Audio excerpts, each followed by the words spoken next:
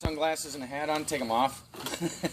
You know, it's kind of the same thing. It's like meeting a dog. Take the hat and the sunglasses off. You know, you can probably leave the hat on, but at least take the sunglasses off and smile and shake their hand and get their name and all that other good stuff, because you want to put them at ease right away. They're pretty nervous about this whole thing.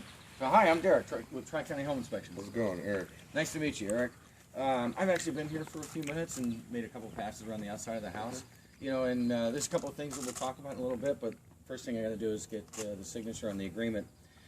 This is actually a standard home inspection agreement, and it says that Tri-County Home Inspections is going to be inspecting the house at 1523, whatever street we're on, and the fee today is $400. And you'll notice here that a lot of parts of the report and our pre-inspection agreement refer to the standards of practice. Okay, the standards of practice, they're actually written by the state.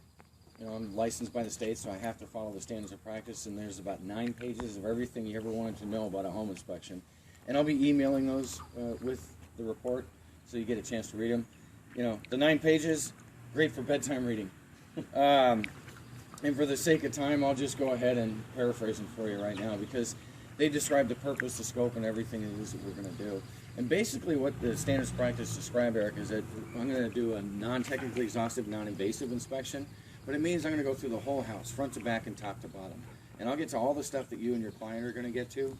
But what might take you 6 months to a year to get to every switch, window, door, plug, and outlet, I'll get to it in a couple of hours. And non-invasive, non-technically exhaustive, that means that we'll do stuff like operate the dishwasher and the stove, but we won't be dismantling them today. And we're not knocking holes in the walls or anything like that. Sellers get a little nervous when I walk down the hallway with a sledgehammer. So. And then finally, you'll see, not finally, but there's a couple of other things here. There are some things that would be excluded from the standards of practice. And that's stuff that we can't see or maybe need a laboratory or even a different license for. And that's all listed right here. And that would be stuff like radon, lead-based paint, asbestos, mold and mildew, pest infestation like termites, stuff like that is going to be excluded from the report.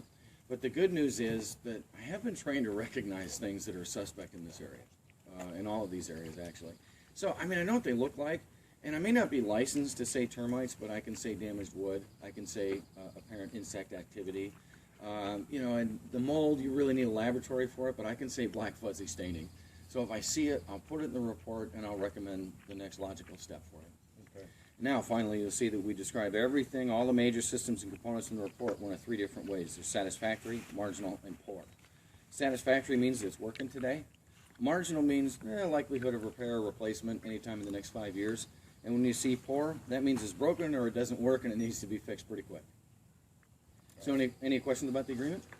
Yeah, pretty much covered it. Okay, great. I just need your signature right there.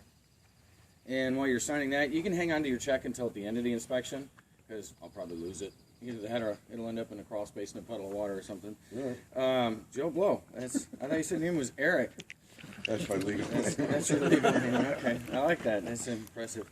So anyway, hang on to your check. But are there any particular areas of concern that you had about the house you want me to pay special attention to, or? Yeah, there might be a black hole in the living room. A black hole? You mean like space scientific sort of wormhole thing? Might be. Okay, you're a Star Trek fan. I like that. That's impressive. So anything you really want me to pay attention? No, just anything that I haven't seen. So you know, just my second set of eyes. Okay. Yeah. Well, you're welcome to come along. Ask any questions that you have. The only thing that I ask is that you don't follow me up the ladder into the attic or on the roof, and when I go down in the crawl space, you probably don't want to be following me there. And when I'm in the electrical panel here in the garage a little bit later, I just ask you to stand a few feet back. If there's anything in there that you need to see, I'll take a good picture of it.